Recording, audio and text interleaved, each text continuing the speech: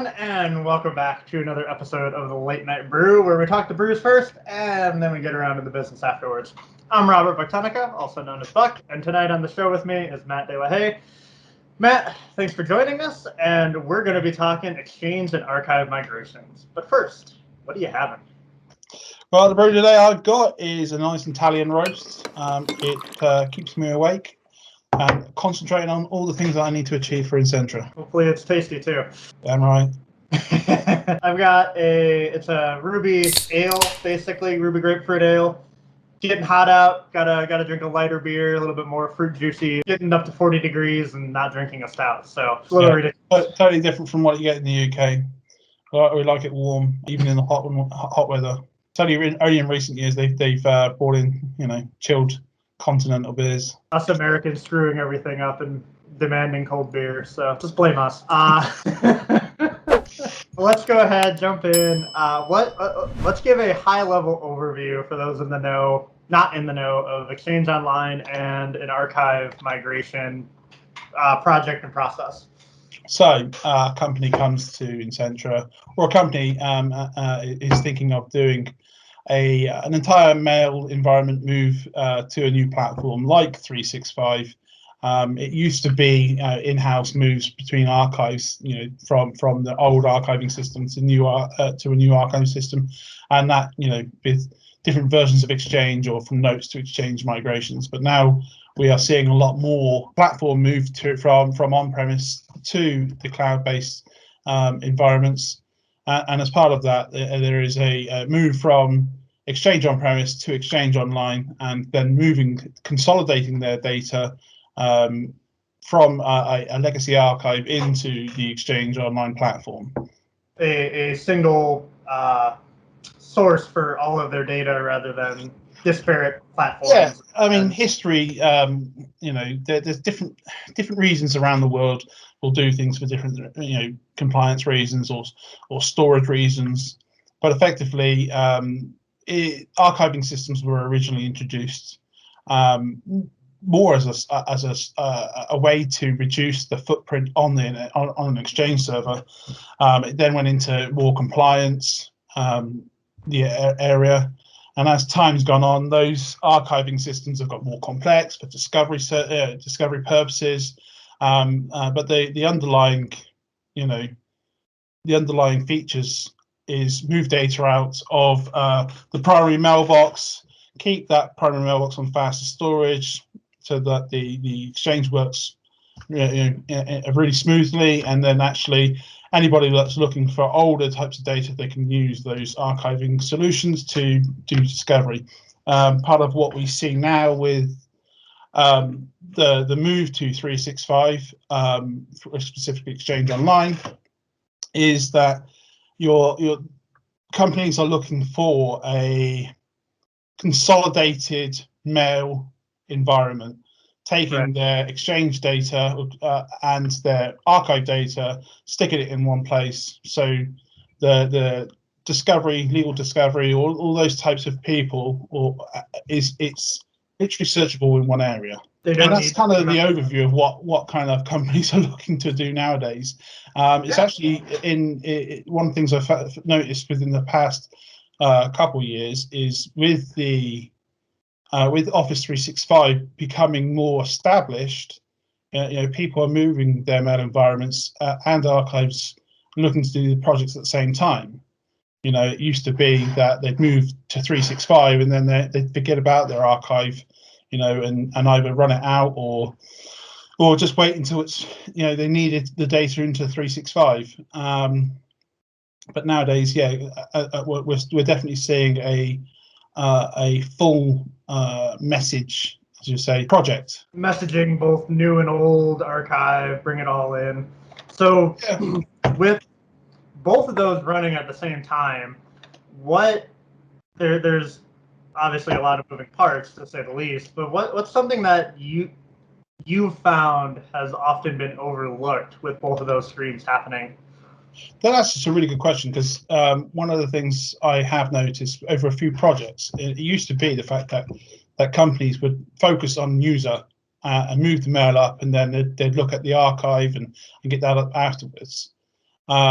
or they try and do it at the same time. And one of the things I have noticed in a lot of the projects is a project that we're working on recently in America is when you come to the table and discuss the options to the client, bringing up the archive and saying moving this data up first actually brings a better result for your end user. Not only are you pushing that data up beforehand, which means that the end user has access to data throughout the migration because you're not removing any.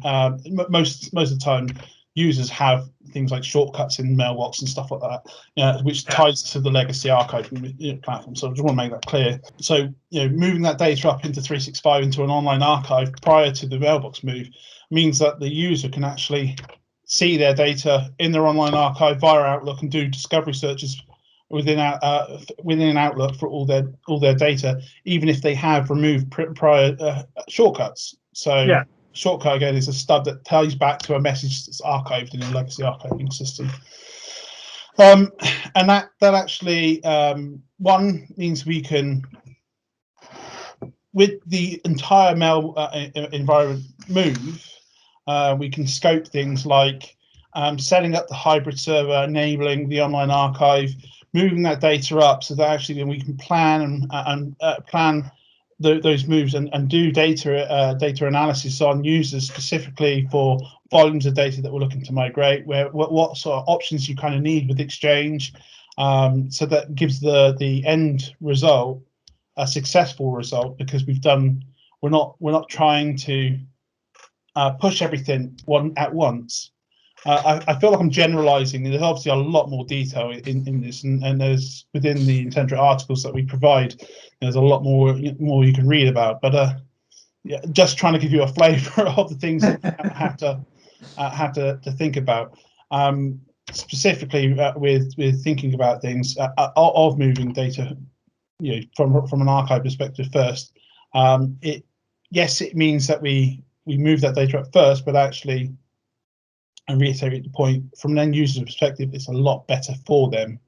And then once we've moved that data, we can remove the shortcuts from the on-premise system, and then the synchronizations and the moves of the mailboxes itself is a shorter process, which is a good thing. Definitely, and we all know, in both of our experience, the end user impact is often what a lot of companies live and breathe by. Projects, if it's too impactful to users, or if users feel that pain too much, that can kill a project very quickly. And I think coming forward, it causes headaches. There are projects out there that if you don't do your due diligence up front and you just start migrating data and you haven't done the legwork, I'm using all these lovely little footnotes.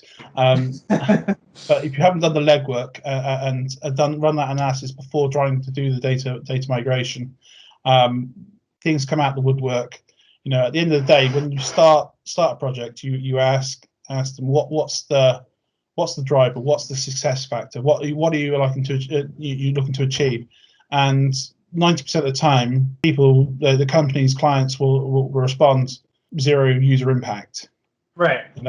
And those are the kind of things that actually you need to. The reason why you do all that legwork up front is because actually reduces that impact, that potential for a ticket being open from an end user saying, "I've not got data, something's gone really, really, skewy or something like that with my mailbox," and from a project standpoint, you don't want that, because that eventually gets raised because there's someone above that's signing off the project saying, how successful was this? Or there's hundreds of users, and now there's a clamor across the entire organization of, we can't work because people are complaining they don't have access to their data, they're not able to find it, they're not able to, all of that. Sorry, I didn't mean to cut you off, but you brought up a point of things coming out of the woodwork. What are some other gotchas that are to be aware of and might not be considered otherwise? There's actually a few. There's both on the migration side and the archive side. So things that you can get away with in Exchange on-premise that you can't with Exchange Online is all to do with storage limitations through to, and that there's articles out on the Microsoft website, but effectively, depending on the license, subscription license that a user has, you can have anything from 100 gig in the primary mailbox and 100 gig in the online archive. When you start breaching those quotas, I think it's like 98 gig. When you start getting warnings, and then it prohibits it at 99 gig. So you basically the mailbox stops working, and so doing analysis on the user mailboxes at the beginning, the volumes that you're looking to migrate, so that you can actually start shifting that data into personal archives on premise, so that when you look to do that mailbox migration, or if you've already got it in hybrid, enable the online archive, move that excess data so that actually the mailbox does migrate. Right. Other things within the mailbox migration is the number of folders we have seen in the past where a user on premise had 25,000 subfolders under one folder, and there's not much you can do with that because it won't migrate the mailbox. So with that, you have to work with the client to basically make sure that analysis is run. People are triaging those. We're talking fringe cases here, but they do crop up when you scratch your head for a while thinking, why is this happening? And it's another good one is messages. People sometimes technicians, and it has mainly come from the people that monitor things. They set up these monitoring softwares, and they kind of get notifications, and they just dump it in one folder. Well, the message size, the message limits for a folder is 1 million, and moving to 365. Earlier Exchange versions is a lot less than that. It goes down, but effectively they've just set something up, let it run, and over a period of time, it's just naturally broken its supported mailbox limits in on-premise Exchange, but it doesn't. Exchange just kind of handles it, right? It doesn't complain, not unless someone's actually actively looking for this stuff. But when you come to do the migrations, it matters. Stuff for the archive migrations, when they've archived data, a lot of companies will have archived user data for years and years and years, and if the user's been a heavy email user, that archive could be over 100 gig already. Microsoft have catered for that with auto-expanding archive, but again, that's another feature that is not natively enabled within 365, the Exchange Online. Sorry, those are the sort of things that you kind of have to think about when planning these types of projects. You have to update the configs and any mailboxes that have already been enabled, because although you enable the feature in the config, prior mailboxes that are on Exchange Online don't have that feature enabled. So you have to then go and enable that feature for those mailboxes. So those are the kind of things that you kind of need to look out for that I've noticed in the past few years. Yeah, well, that is actually unfortunately a great stopping point, because I know there's a lot more to that, but we have run out of our time. So I would suggest a lot of what I'm speaking about has actually been covered within the Incentra articles. I know I'm plugging it, but the team has done a fantastic job in writing knowledge-based articles or blogs. And you can basically read quite a lot of the content and build up a great picture of how projects should be run. Yeah, absolutely. And the links to the blogs and content will be below. So feel free to drop by if you have any questions or feedback. Don't hesitate to get in touch. Our contact info is all there. Until next episode, take care and enjoy your brew. Have a great night. Cheers, Rob. Cheers.